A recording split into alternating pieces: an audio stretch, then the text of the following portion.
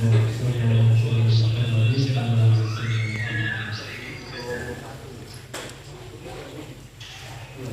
hormati Bapak Direktur Pasca Sarjana Rian Amben, Profesor Dr. Jamal S.Hari, Bapak Wakil Direktur Pasca Sarjana Rian Amben, Bapak Dr. Adam Lautensina MSI, Ibu Kaprodi Program Studi Pendidikan Agama Islam, Ibu Haji Dr. Istina Sarjana, Bapak Kaprodi Hukum Keluarga Islam, Bapak Dr. Hasan Lausena MAG, Ibu Kaprodi Matematika, Ibu Dr. Fatma Supamena MPTI LPD, Kaprodi Hukum Pidana Islam, Bapak Dr. Muhammad Muawid MHI, Ibu Kaprodi Ketua Organ Studi Sosial Agama, Ibu Dr. Dewi Sediratna Lampung MSI, para Ibu Bapak Tata Usaha dan yang saya cintai Ibu Bapak mahasiswa Pasca Sarjana Rian Amben yang sama-sama kita berbahagia. In fokus sudah ada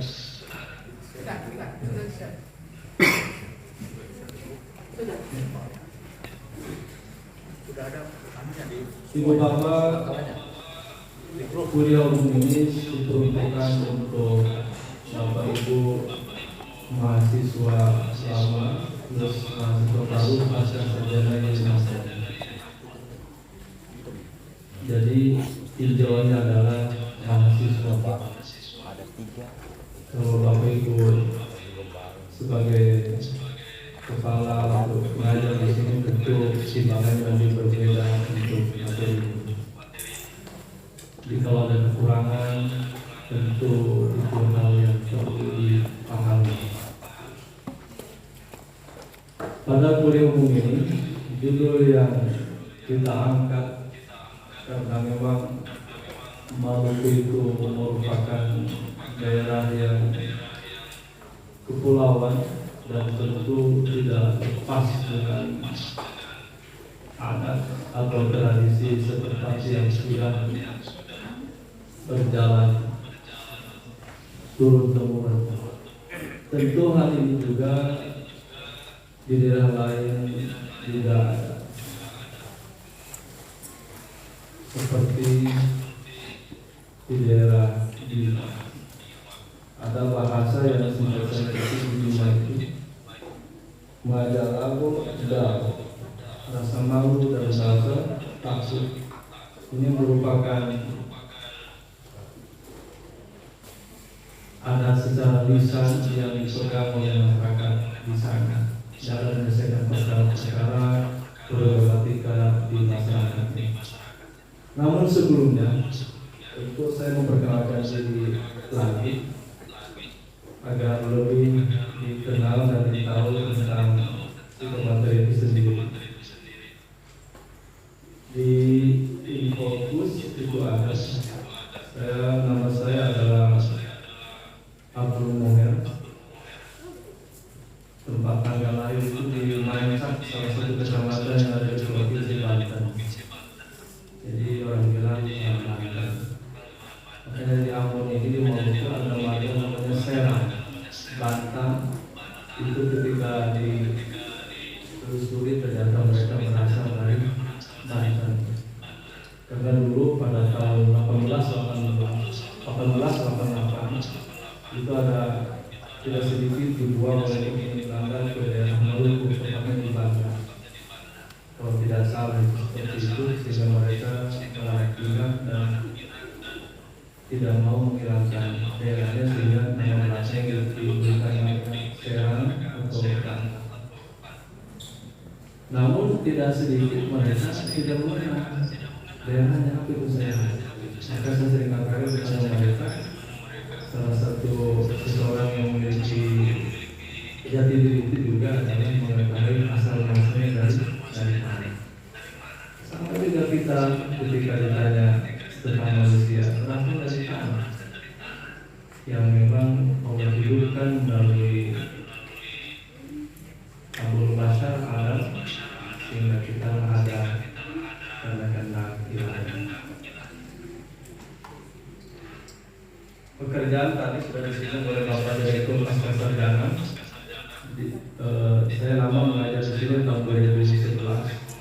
Sebelumnya dulu di beberapa lembaga pendidikan pesantren di Sulawesi, maka termasuk terlambat barangkali, sehingga menurut saya ditempatkan ini sebagai pegawai dosen yang sifatnya non-ASN.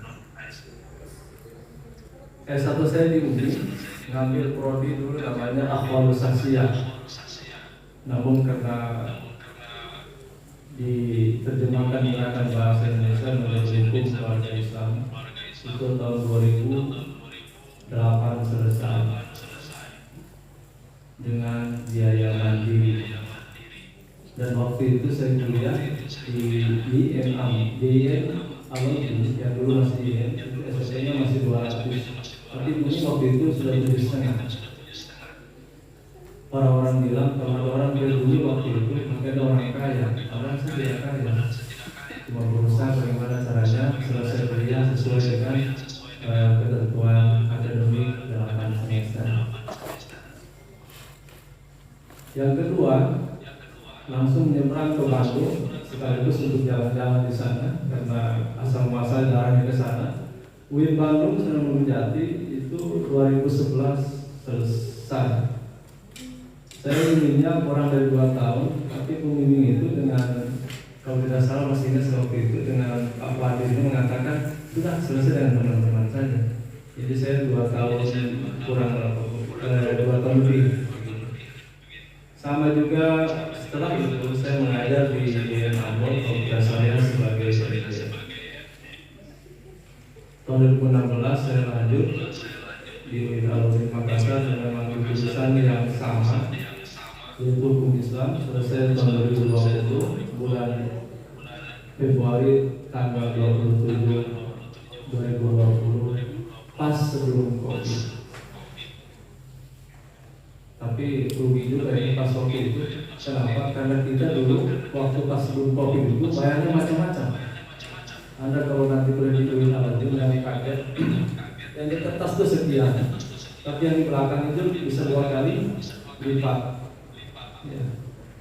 Dan itu nanti kalau istri sana Anda merasakan. Nah, pas teman-teman yang penyelesaiannya pas COVID itu dihilangkan. Kenapa? Karena online. Jadi mereka bisa promosi di rumahnya masing-masing atau di tempat kerjanya. Saya bilang, oh, kenapa saya selesai nggak pas COVID dan banyak kehilangan. Bahkan SPP juga dikurangi gitu. Tapi ya sudah, karena sudah takdir. Karena satu terjadi itu sudah. Oke, itulah sekilas akademik saya di dalam hal mengajar di IN Ambon. Kita lanjut ke materi ini. Telah saya singgung tadi sedikit bahwa dan telah dijelaskan juga oleh Bapak Wadud bahwa adat itu merupakan peradaban umat manusia yang begitu lama. Banyak hukum yang dibangun oleh Rasulullah SAW itu mengikuti tradisi yang sudah ada. Contohnya apa? Dalam kasus pidana, kisos. Dalam pidana Islam itu orang membunuh dengan sengaja, maka hukumannya adalah pidana mati. Tapi kalau pemaafan itu disuruh memberikan diat. Kalau di bahasa hewan itu 100 atau 100. Dan ini sudah ada sejak sebelum Islam datang. pada tradisi di Arab Jahiliyah. Dan masih banyak. Itu contoh satu. Banyak sekali tradisi yang diasimilasi oleh Islam dan dilegalkan dan menjadi hukum atau yang disebut dengan sunnah. Yang kedua, sebelum masuk di materi, Bapak Ibu mahasiswa pasca sarjana, terkadang di luar sana mengatakan ada kata namanya bid'ah. Ini penting ya, kenapa? Karena ada beberapa tadi bahwa adat itu bukan agama. Nggak usah kita ngikuti adat. Apa namanya? Bid'ah itu. Nah, ini yang perlu kita luruskan sedikit. Kenapa para imam mazhab itu, khususnya yang 4, atau silakan ditambahkan yang kelima atau yang atau yang kena biasa, silakan yang dan lain-lain, itu tidak memasukkan bid'ah kepada pokok hukum yang 5, haram, makruh, mubah, wajib, sunnah, dan mandub. Tidak dicantumkan hukum yang ke-6-nya bid'ah. Karena memang secara bahasa dalam terminologi orang-orang yang terpelajar bahwa bid'ah itu bukan hukum, makanya dia dimasukkan. Tapi terkadang ada pernyataan yang kurang nyaman di telinga saya dalam hal ini. Mereka mengatakan ambil hukumnya bid'ah. Padahal bid'ah bukan hukum. Nanti dibaca kembali bid'ah itu ya sederhananya adalah perkara yang bersifat inovasi, baik dari segi muamalah maupun ibadah yang bersifat tahsiniyah dan hadiah, bukan daruriyah. Dan ini nanti dikembangkan oleh teman-teman mahasiswa, khususnya HPI dan hukum keluarga Islam, daruriyah, hadiah dan tahsiniyah. Itu. Jadi bid'ah bukan hukum. Lanjut di hukum di kuliah kita ini, kenapa kita mengangkat kontribusi adat? Di sini saya tulis kalangan ya. Mungkin di ini tidak ada. Kenapa saya angkat Gando? Dalam menyelesaikan persoalan multidimensional di masyarakat. Pengertian dimensional itu kan semua ada ya, konflik sosial, agama, politik, dan yang lain-lain.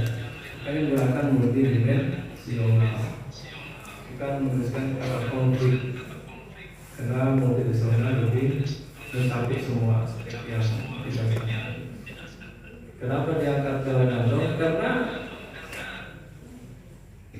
sebenarnya pengetahuan saya, kata Gando itu tidak dimiliki di daerah lain di Indonesia khususnya, umumnya di dunia. Coba aja nanti dicek tentang akurasi Gando. Walaupun ya menurut mungkin sebagian orang sudah barang yang sudah biasa.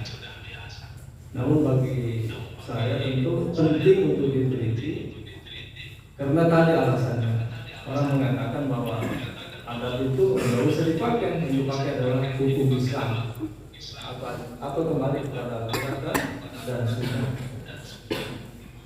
Padahal dengan kembali kepada Al-Quran Sunnah itu tanpa menggunakan metodologi usul fikih, kita akan bincang dan memahami falsafah agama. Bagaimana caranya kita langsung kembali kepada Al-Quran dan Sunnah kalau tidak menggunakan metodologi yang telah disepakati oleh para cendekiawan Muslim atau ulama? Ini slogan-slogan kembali kepada Al-Quran dan Sunnah itu tentu perlu didapatkan lebih detail dalam menyelesaikan persoalan multidimensional di masyarakat.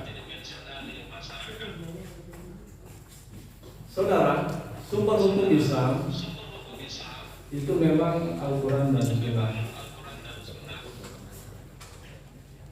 Tapi bukan berarti kita keluar dari Al-Quran dan Sunnah ketika kita belum menggunakan Al-Quran dalam persoalan-persoalan tertentu. Contohnya hukum waris, pembagian waris. Apakah di keluarga kita dan di masyarakat kita selalu mengacu kepada Al-Quran dan Sunnah dalam pembagian waris? Pertanyaannya bisa tidak. Namun saya berasumsi mayoritas masyarakat Muslim di Indonesia, khususnya di Maluku, dalam pembagian waris tidak menggunakan hukum waris ala Al-Quran dalam surat An-Nisa. Nah, terus dikatakan, apakah dia kufur? Apakah dia berdosa? Oh, tidak. Kenapa? Karena faktanya adalah tidak terjadi pertentangan antara Al-Quran itu sendiri. Karena yang diinginkan dalam Al-Quran itu adalah kedamaian di dalam rumah tangga. Kalau di antara mereka antara ini ada sebuah kerelaan di antara mereka, ya silakan, tidak ada masalah, tidak menggunakan hukum waris ala Al-Quran. Namun ketika Anda atau kita menemukan sebuah problem persoalan, maka bisa digunakan ayat yang lain.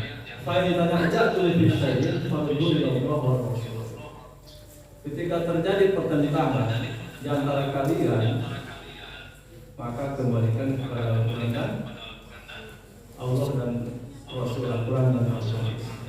Kalau tidak ada masalah, maka yang lebih baik dipraktekkan tradisi tersebut.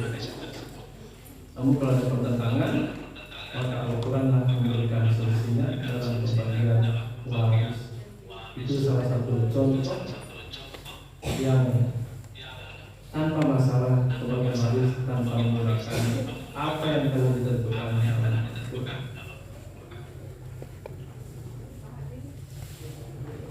Maka ada di sini penting kita angkat dan penyelesaian persoalan di masyarakat. Contohnya adalah perkara contoh yang lain dalam perkara ada bahasa di Maluku ini sasi. Sasi itu sebuah aturan yang luar biasa bagi saya.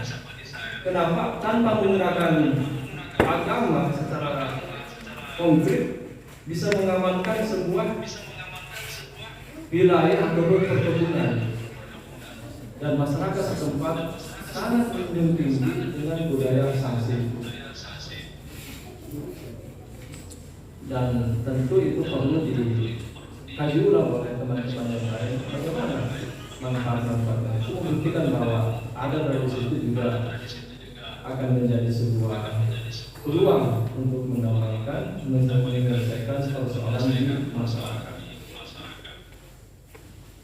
Kita lanjut. Nah, tentu di sini hukum Islam memandang adat itu apakah bertentangan secara langsung ataukah tidak dengan agama. Maka orang-orang atau ahli fikih mengatakan adat yang baik dengan adat yang tidak baik. Kalau mempunyai tradisi di kampung itu seperti kampung Kombar, maka tentu tradisi tersebut wajib dilakukan.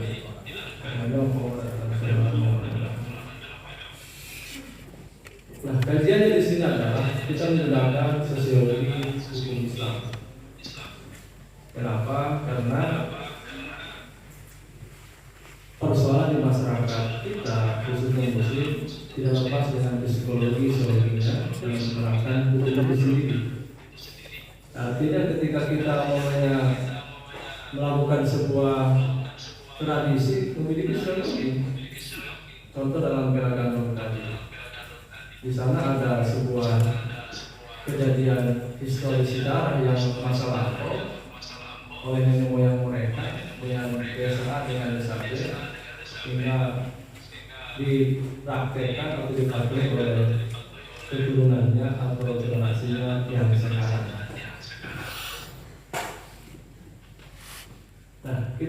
lagi tentang sebuah hukum Islam. Kita perlu tahu ini untuk menjawab masyarakat yang mengatakan saudara kembali kepada Rasulullah. Kalau sebuah hukum Islam itu sebenarnya bukan masalah saja, termasuk juga isma. Kias, masalah musalah, istisna, sadari dan dapur. Itu adat yang kita jelaskan ini. Jadi Al-Quran hadis itu merupakan sumber yang tidak perlu diragukan lagi untuk meneliti Al-Quran dan hadis agar bisa menemukan hukum, maka menggunakan kaidah-kaidah yang tadi itu kias, masalah musalah, sadari dan dapur atau ayat sendiri. Terus kalau fatwa bagaimana? Karena di sini fatwa nggak masuk di sumber hukum Islam ya. Hukum Islam itu diantara dari fatwa itu tidak masuk. Kenapa? Karena fatwa itu memang pada hakikatnya personal. Walaupun mungkin ada lembaga independen seperti MUI, tapi dalam konteks belum masuk di sumber hukum Islam. Karena perlukan fatwa. Pertama itu mengikat dan kedua bersifat editorial. Jadi kalau Anda membaca fatwa dari Mesir atau lazimah daimahnya di Mekah tentang haramnya rokok umpamanya, ya tentu Anda lihat kalau di Mesir tidak mengharamkan, MUI mengharamkan, itu kembali kepada diri kita karena ada kaidah fikihnya itu yang berjuang keluar dari perbedaan itu dibolehkan. Arti mereka apa? Arti mereka adalah kembali kepada hukum asalnya. Fokus adalah contoh gitu ya. Kenapa saya angkat rokok? Walaupun mungkin sudah klasik, karena memang tidak jelas dalilnya. Kalau pernah dalam Al-Quran itu dari umum. Janganlah kalian memasukkan perbuatan kalian kepada kebinasaan. Sebenarnya asbabul nuzul kan bukan mereka kan rokok. Tentang bersedekah seluruh harta. Beda. Dan kalau ada yang menyamakan umpamanya rokok dengan khamr, terlalu dini untuk menghukumi rokok sama dengan khamr. Karena kalau kita lihat rokok itu herbal. Apa itu definisi herbal? Itu bahasa Indonesia, bahasa asing, bahasa Inggris yang diindonesiakan. Herbal itu adalah dibuat dari bahan alami. Cuma ada rokok, tempat dari bahan alami bukan. Dari tembakau, cengkeh, kertasnya dari pohon. Cuma yang bermasalah barangkali adalah ramuannya. Begitu definisi herbal itu. Jadi kita sekarang juga ada semacam kegamangan dalam berpikir. Minum obat, kita punya obat herbal. Padahal herbal itu dibungkus oleh kapsul yang terbuat dari gelatin yang tentu dengan kimiawi. Perubahan kimia itu yang tentu. Kalau sudah ada perubahan kimiawi itu sebenarnya bukan herbal. Contoh minum madu dalam kondisi Anda sedang panas, insya Allah tidak akan sembuh. Ya, walaupun madu dalam Quran pun ada surat An-Nahl. Kenapa? Karena medis mengatakan berbahaya orang sedang panas minum madu. Nanti kalau minum bola atau minum madu dengan kuning. Ya, gitu ya. Oke, ya, kita lanjut. Apa adat Piragano? Ini perlu diketahui oleh beberapa teman-teman rekan-rekan mahasiswa yang barangkali bukan dari bukan dari daerah yang secara historis tidak memiliki adat Piragano. Dan memang saya pribadi juga tidak tahu sebelumnya kok ada tradisi ini. Kita perlu jelaskan agar lebih lengkap pemahaman kita. Latar belakang Piragano itu pertama diantaranya adalah karena sebuah kejadian sejarah. Contohnya saya angkat antara desa Batu Merah dengan desa Paksos. Mereka namanya Piragano persaudaraan. Tapi Tapi dampak hukumnya adalah tidak boleh menikahi antara keduanya. Nah, dalam tinjauan ini orang berarti kan batu merah itu kan Islam atau Kristen, tidak boleh menikah. Nah, tinjauan agama kan boleh menggunakan persekutu karena tidak bertentangan dengan agama. Memang dilarang menikahi wanita non muslim. Walaupun ya nanti kajiannya ada yang membolehkan, tapi kita lihat kita angkat yang tidak boleh.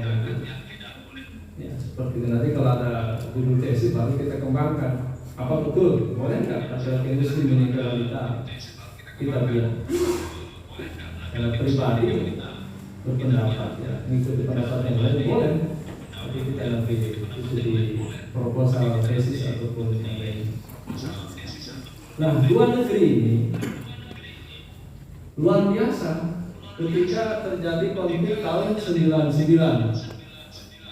Itu mereka saling baku jaga kalau bahasa Ambonnya. Walaupun ada terjadi peperangan, itu warga yang memang di daerah Batu Merah kan daerahnya bukan pemukiman, tapi hidrogen. Coba kita jalan ke Batu Merah. Apa semuanya orang Batu Merah? Ada orang Jawa, Sumatera, Sulawesi dan lain-lain. Dan itu menunjukkan bahwa sudah heterogen. Dan ini hasil wawancara saya dengan mereka atau mereka aman. Ini contoh bahwa akurasi adat itu sangat baik dalam meredam konflik atau menyelesaikan perkara di multidimensional di masyarakat. Coba kita lihat dari segi agama. Hanya gara-gara kita beda kajian, Anda nggak saling tegur. Ya, dan saya lama di dunia seperti itu. Sebelumnya saya mantan ketua DPW Wahdi Islamiyah yang bekerja ke Arab Saudi. Ya. Dan kita biasa menemukan gara-gara beda kajian kita tidak saling tegur sama. Anda ahli bidah, saya ahli sunnah. Itu contoh konkret yang di masyarakat kita. Apalagi sekarang ada slogan-slogan anak remaja yang rasanya kita kasih hijrah. Wahai saudara, hijrah itu sudah selesai ketika Fatu Mekah. Yang perlu dijelaskan. Setelah pembebasan Kota Mekah nggak ada bahasa hijrah seragama, hanya sebatas individu saja. Kaum remaja hijrah tidak mau ke desa yang temannya. Kenapa? Karena teman saya nggak pakai cadar, saya sudah pakai cadar. Maka saya tampil benar, Anda tampil benar. Agama, apakah agama yang salah? Enggak, agama benar. Paham kita yang pemahaman kita yang keliru. Ini kepada ada DS1 ya, hijrah saudara kita. Itu sangat baik sebenarnya, tapi tentu dipahami tidak terlalu dini untuk mempelajari saya yang orang lain tidak seperti itu.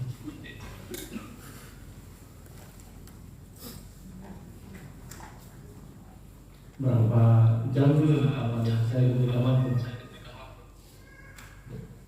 Karena tentu akan berhubungan. Masih ada setengah jam lagi. Kalau saya minta 3 SKS sih, karena kualitatif itu terkadang keluar dari teks. Kalau satu keluar, kalau kita nggak sedang satu bisa 5. Ya itu contoh desa tadi, desa Batu Merah dengan desa Paso. Ada kata slogan lain selain beragama yang sebenarnya. Contohnya ada rasa berdarah, dan itu sangat luar biasa. Kalau kata sama saudara itu sudah diadopsi oleh Mongolian Sulawesi Utara. Ya. Itu juga mereka mengatakan seperti itu. Dan yang masih banyak dari seperti itu. Ya, tentu saya akan memperhatikan juga jam 10. Dan sifat kearifan lokal Pela Gandong itu ternyata bersifat terbatas. Ya, dari segi sejarahnya desa C itu tidak bisa berpela dengan B atau A karena sejarahnya tidak punya. Nah, efek negatifnya ini, ketika ada sesuatu itu tidak dibantu oleh desa C atau desa B karena dia tidak memiliki Pela Gandong dengan A dan B tadi. Bahkan saksinya pun tidak berlaku. Orang yang memiliki Pela Gandong itu ketika dia masuk ke desa B dan desa B itu kebetulan lagi musim durian, itu boleh ngambil. Kalau tidak salah begitu, Bapak Kapolri, Bapak Dr. Hasan, itu boleh ngambil ya? Ini luar biasa. Jadi rasanya nggak ada bahasa itu. Bahkan yang ada apa? Dibaca-baca, yang ngambil mati. Dibaca-baca dengan tradisi adatnya masing-masing dan begitu. Ini luar biasa. Tapi tadi tidak luar biasa ini adalah desa C itu tidak bisa masuk ke kebunnya si desa B tersebut karena saya tidak memiliki kebun yang itu baik kalau menurut saya. Tentu desa itu ada plus minusnya. Yang berikutnya singkat saya ulangi, itu percaya pesona batin. Jadi tidak mudah untuk dihilangkan dari sikap itu. Apalagi kalau ada namanya Pela Minundara. Karena ada beberapa macam Pela Minundara, Pela Tumpang Siri, dengan Pela apa itu? Tapi Minundara ini bisa digantikan dengan Pela sendiri hewan dan darahnya itu. Nah ini luar biasa kekuatan hukumnya kalau sudah ada desa A dengan itu menggunakan Pela darahnya diminum bersama sama leluhur mereka yang sudah ratusan tahun yang lalu. Walaupun ada pemahaman dulu Pela Gandong ini sebenarnya katanya hasil rekayasa kaum pemilih. Ya silakan saja karena sejarah itu sangat terbuka dalam untuk perbaikan-perbaikannya. Cuma itu ada dasar untuk memberikan atau memberikan masukan soal sejarah tersebut. Ya, kenapa tadi saya katakan yang diangkat anak? Karena pertama tadi slogannya yang saya alasannya kenapa? Karena banyak orang mengatakan jangan kembali kepada adat. Adat itu syirik. Ya jelas kalau ada tradisi kita suka pergi ke kuburan, merata-rata minta kepada kuburan, jelas itu syirik. Tapi kalau kita di sana bertawasul versi sunnah, tradisi Sunda itu boleh boleh. Walaupun nanti kajian teman-teman di sebelah sana itu nggak boleh antara tawasul dengan apa namanya, terlalu hampir sama kalau kita lihat kajian itu dalam. Jadi karakternya adalah mengapa ada tindakan kerentanan. Dan saya katakan tadi diambil sangat dekat dengan tradisi seperti ini.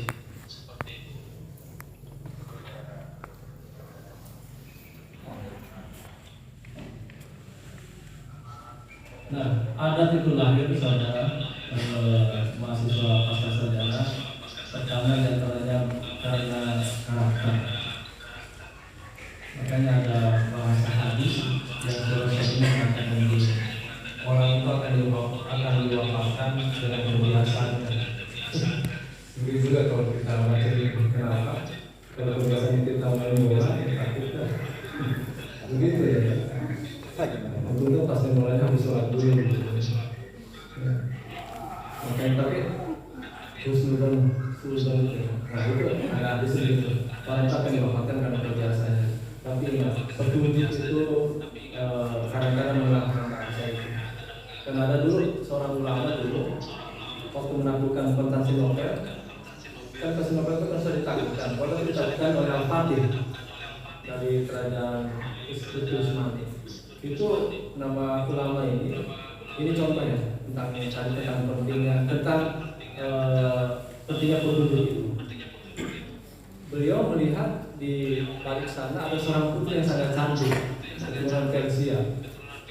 Malu orang Persia itu kan campuran antara gula dan kopi, jadi kecantikannya berlebih seperti itu. Nah, komandan perang ini yang seorang ulama ini, sedikit saya keluar lagi. Itu perbedaan kita, saudara.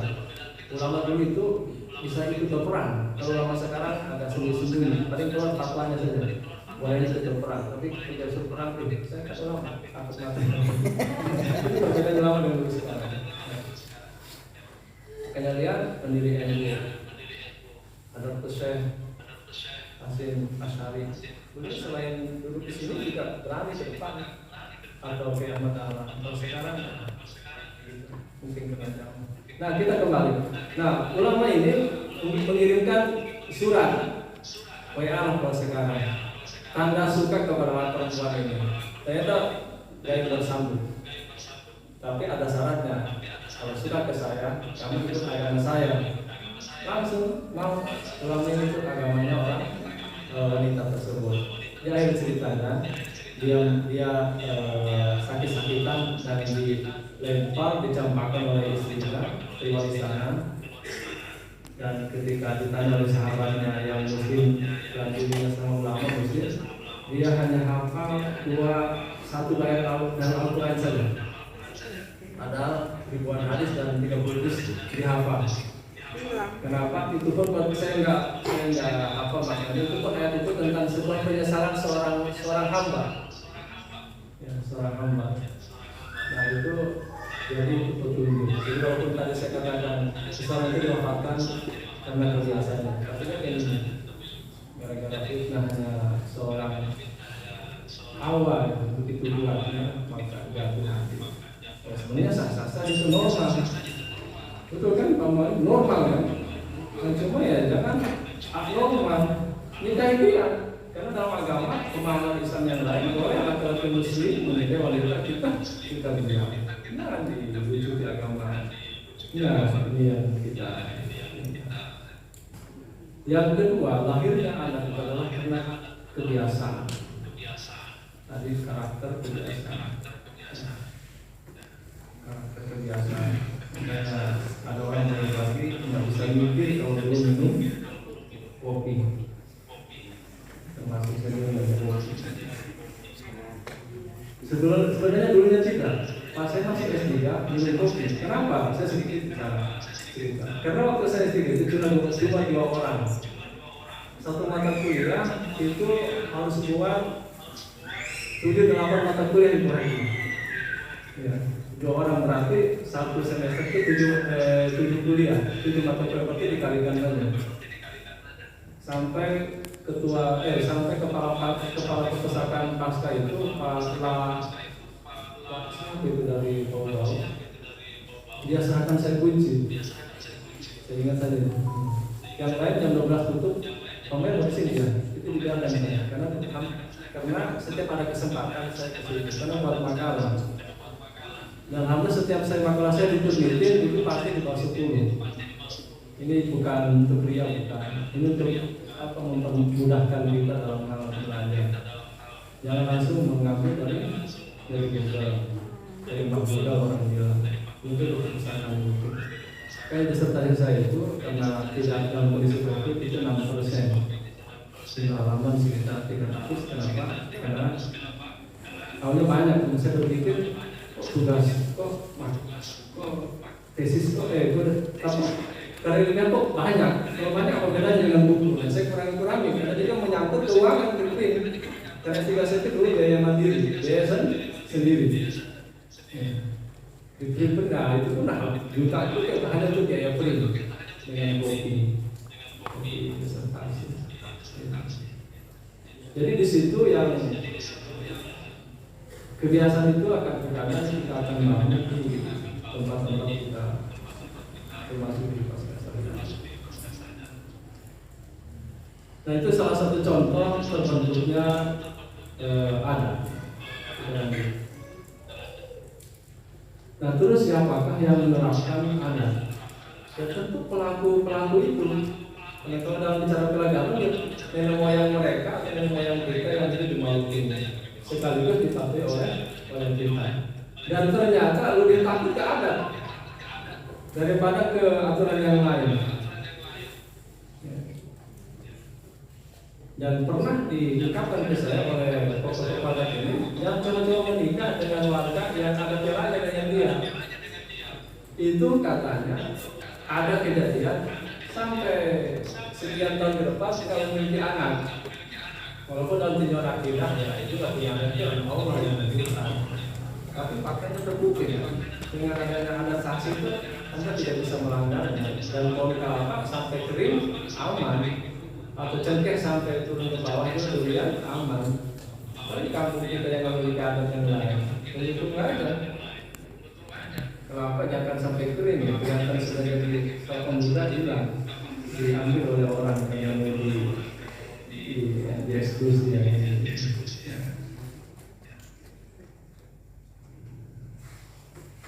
Nah, ini saya tampilkan tentang desa atau negeri yang memiliki ikatan Pela dan Gandong. Saya biasa tanya, kamu dari mana? Dari ini. Oh iya, saya tahu kamu itu milik.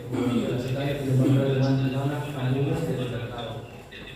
Jadi perlu diingatkan kembali ya, teman-teman kita yang dari Maluku harus tahu jati diri kampungnya. Dan itu juga merupakan tradisi Islam. Anda ngambil ilmu dari mana? Kan sudah sana. Kalau saksi kan sudah sana itu. Anda harus tahu. Nah di sini saya lakukan. Kayak contoh di Kecamatan Simo, Bangkulan, Desa Bogor, Ambon, itu ada beberapa.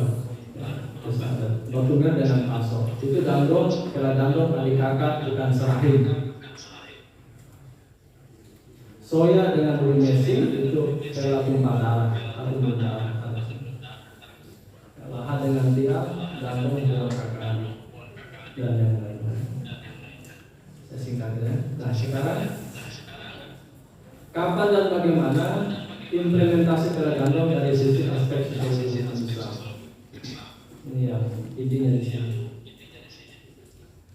Efektivitas kela dandong dalam menyelesaikan atau menciptakan sebuah kedamaian, menyelesaikan perkara. Makanya ada orang jalanan itu mengatakan tidak selesaikan secara adat. Ya, adat itu bukan berkelahi. Kalau berkelahi, ya, tentu yang kuat yang menang. Nah di sini saya cantumkan Profesor Dr. Aulia Muatlo dan beliau merupakan dosen ilmu pada sarjana. Beliau mengatakan bahwa pernyataan Pela Gandong itu adalah bisa melintasi kesukuan dan agama. Ternyata benar menurut saya. Tidak memandang Kristen tidak memandang itu, tapi anugerah Pela atau Gandong dia bantu. Karena kan tradisi di daerah-daerah Pulau itu kan kalau rumah ibadah sama-sama. Karena kalau kalian fikih, apalagi kalau kalian ibu ilmiah, hukumnya tidak bekerja jadi tukang bangunan untuk membangun rumah ibadah seperti gereja. Nggak boleh.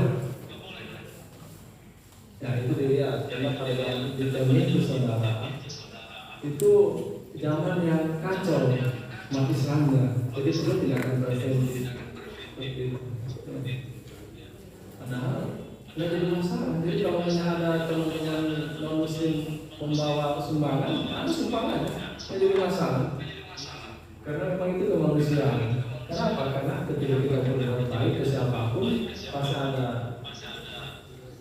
efeknya ke kita, efeknya kita kepada kita. Begitu. Nah, sedangkan menurut Pak Abdul Manan atau Kamsina, waktu itu beliau sekretaris ketua MUI Kota Ambon, itu bahwa adat Pela Gandong itu efektif dalam kegiatan-kegiatan yang bersifat sosial dan bisa berjalan tadi dalam dan itu tidak bertentangan dengan ruh atau tujuan agama Islam. Nah, sedangkan menurut Ketua GPM Pak Aptes Wali Musa, beliau mengatakan bahwa adat beragama itu ada kelemahan. Di mana kelemahannya adalah hanya damai pada desa yang memiliki hubungan perak saja. Ini orang Kristen bilang begitu, artinya begitu. Memang harus jujur, karena enak kalau jujur ini. Untuk itu nggak enak. Cuma memiliki pasangan yang dibuat jujur, malah begitu lagi orang akan jujur. Nah itu beliau mengatakan seperti itu, dan faktanya memang seperti itu. Acur-acur kalau kita berhubungan beda. Ini dalam konteks adat, bukan dalam konteks perasaan kemanusiaan. Sampai Pak Ates Merusa ini perlu diketahui saudara, ulamanya orang Nasrani itu kan di GPN, dan Pak Ates termasuk. Ates Merusa mengatakan seperti umumnya orang Kristen di Malaysia, mereka mengklaim bahwa mereka itu kafir harbi.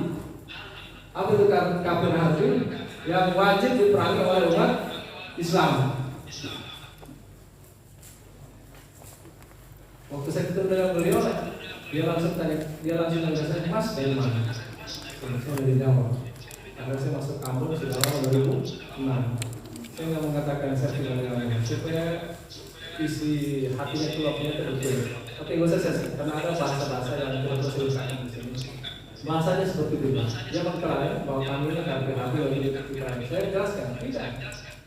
Itu nggak betul Pak Agnes. Bahkan saya bilang makanannya pun saya bilang itu boleh kita makan. Dia kaget. Bisa ya Pak Mas Muhammad? Bisa. Kalau pantas kasih saya namanya bolong rempah, ini makan yang bergerak dimakan atau brownies, saya akan terima.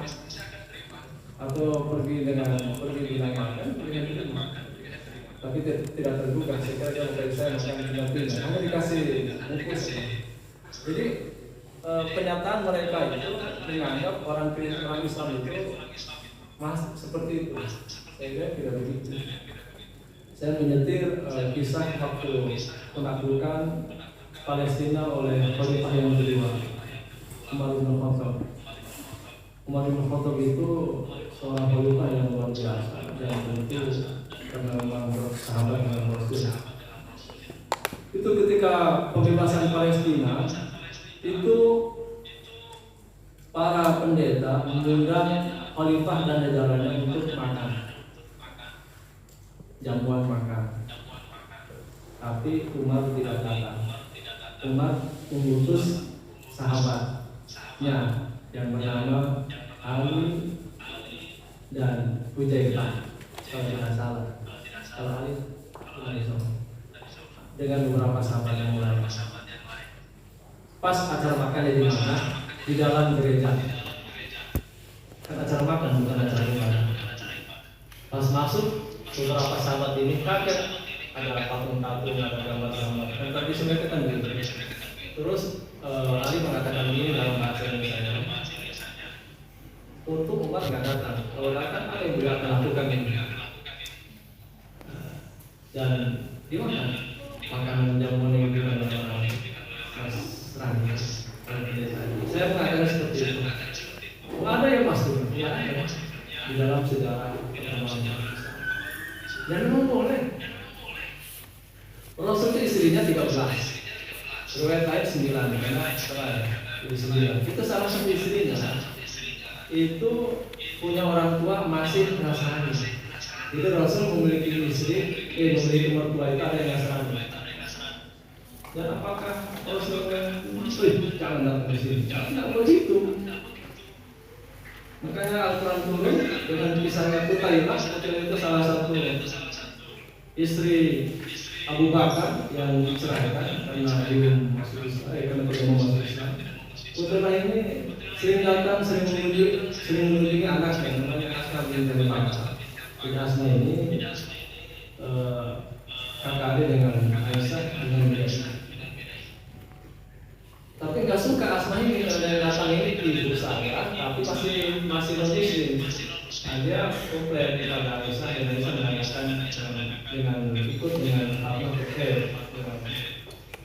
asma kepada Rasulullah SAW. Maka turunlah ayat tentang layan hakumullah dalam surat Al-Qur'an di 28 ya sama Allah. Layan hakumullah tahun pertama tahun ya biasa tahun ya nanti cek di 28 ya tentang jangan dilarang orang Nasrani non-Muslim kalau masuk ke rumah kita. Dan itu kejadian bolehnya bertransaksi bermuamalah dengan orang non-Muslim. Boleh. Bagaimana kalau menikah Pak? Nanti itu bagiannya tesis untuk teman-teman HP dan keluarga. Boleh. Jadi tidak ada masalah. Oke, transformasi nilai beragama dalam konteks kekinian. Nah, di sini perlu dikembangkan tradisi-tradisi yang ada di daerah kita masing-masing. Khususnya diambil dalam beragama atau di Timur Tengah sebagian. Karena di tua tidak mengenal beragama, tapi mengenal bahasa orang. Tapi ya, konsep itu kadang-kadang tumbuh dengan multidimensional itu berkelahi terus membawanya. Itu faktor X. Itu faktor X. Karena kalau orang berkelahi kadang-kadang kampung orang itu terkait. Transformasi nilai beragama dalam konteks kekinian. Saya memberikan masukan kepada tradisi beragama ini. Dia perlu mengembangkan, menginovasi beragama itu, membuka ruang dan kesempatan, juga perlu berbela dengan atau berberagama dengan desa yang belum memiliki hubungan kelas yang historisnya. Karena tujuan mulianya itu beragama itu, dan saya pikir tidak akan mendapatkan karma dari keturunan dari nenek moyang kita yang telah tiada.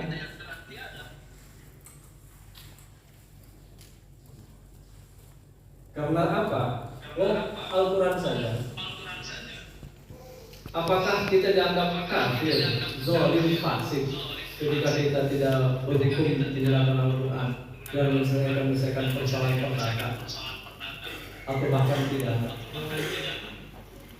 Walaupun ada kelompok-kelompok tertentu mengatakan bahwa lam yahkum bima anzalallah faulai kafirun kafirun zalim fasik. Tapi penafsiran itu juga yang lainnya tidak menafsirkan. Dan tidak. Apa tadi? Sebab tradisi walaupun ada kekuatan hukumnya dan sangat rentan untuk diperbaiki atau bahkan ditambahkan dalam perkara-perkara yang lain. Khususnya di peradaban tidak ada masalah dengan asumsi tadi. Karena saya katakan tadi sangat sulit kita membuktikan Al-Quran dengan apa yang dikehendaki Al-Quran.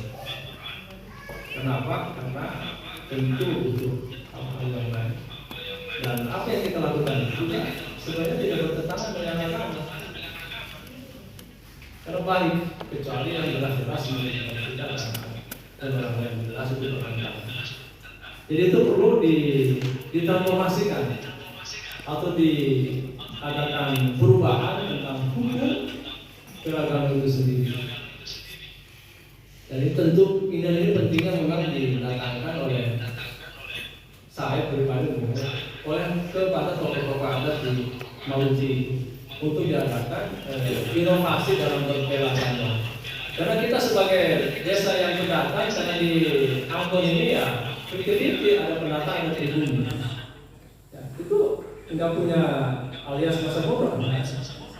Padahal perlu kenapa?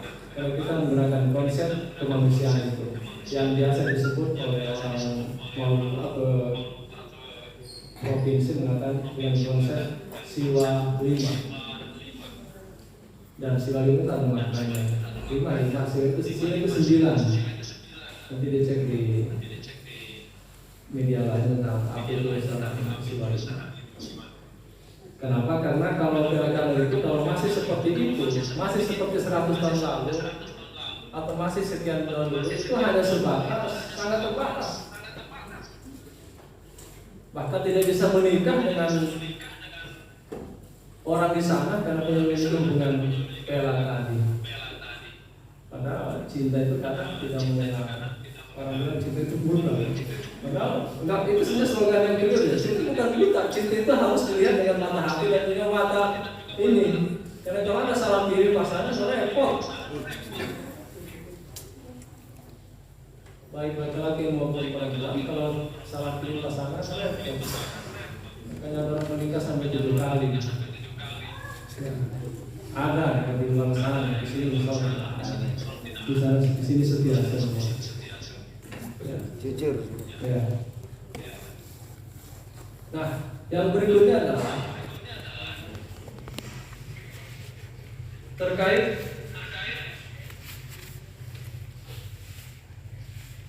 kearifan lokal itu sendiri, bahwa adat-adat yang berkembang ini sebenarnya kalau kita cocokkan, tapi bukan sosiologi. Ya, tentu mencocokkannya adalah orang-orang yang memang paham terhadap permasalahan itu. Dan kalau ketika Anda ini teman-teman hati-hati, ketika ada pertentangan antara Abdullah ibnu Mas'ud dengan Ibnu Umar atau Ibnu Umar, maka menurut ulama tiga ini, Al-Madini, Yahya bin Ma'in dengan Ahmad bin Hanbal, tiga orang ini mengatakan peganglah pendapatnya Abdullah bin Mas'ud. Dan saya berpegang seperti itu. Karena tiga ulama ini ulama besar. Yahya bin Ma'in mendapatkan gelar itu ular gurun. Kenapa? Karena kalau hadis tidak diikuti oleh Yahya bin Ma'in, maka hadis masih bermasalah menurut imam yang lain. Ahmad bin Hanbal, murid terbaik Imam Syafi'i yang bisa kita bahas karena ada masalah. Dan Ali Al-Madini walaupun catat secara fisik matanya, tapi Bukhari mengatakan saya merasa kecil ketika ada di situ Ali Al-Madini. Padahal Bukhari besar dalam bidang hadis. Oke, kita lanjutkan.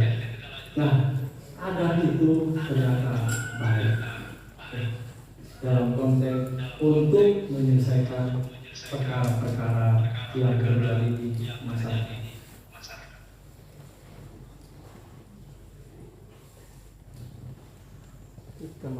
Terus bagaimana masyarakat kita yang plural dan sangat maju perkembangannya? Saya kira ada slogan, kita kembali kepada jati diri. Walaupun mungkin teknologi ada itu terkadang lebih cepat daripada langkah kita. Kebiasaan tradisi kita tidak bisa lekang oleh teknologi itu. Maka di sini pentingnya merawat. Kalau jadi bilang mengatakan jangan gampang silau. Karena kekurangan umat Islam itu gampang silau. Lihat HP Vivo baru nih, masih ganti HP. Lihat